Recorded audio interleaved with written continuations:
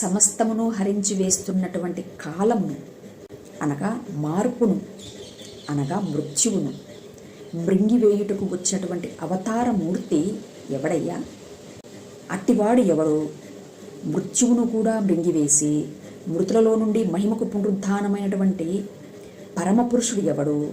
వాడిని ప్రకటించక, వాడి గురించినటువంటి మాటను చెప్పక, అట్టివాడి మాటను వినక, అట్టివాడి గురించినటువంటి మననము చేయక, అట్టివాడి గురించినటువంటి విషయమందు నిధిధ్యాస లేక ఏ విధముగా ఆత్మసాక్షాత్కారం కలుగుతుందని మీరు ప్రకటిస్తున్నారయ్యా?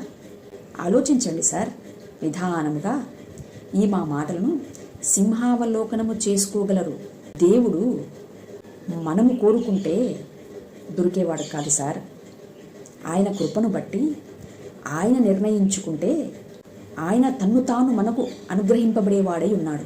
కనుక మన క్రియల వలన కాక విశ్వాసము వలన దేవుని కృపచేతనే మానవుడికి రక్షణ ఉన్నది అని ఈ రీతిగా ఆలోచన కలిగినటువంటి వారై అదృశ్య దేవుని యొక్క స్వరూపి అయినటువంటి క్రీస్తుని గురించి ఆలోచించగలరు అని ఆశ ఉన్న ప్రాణులకందరికీ మా ఈ విన్నపము.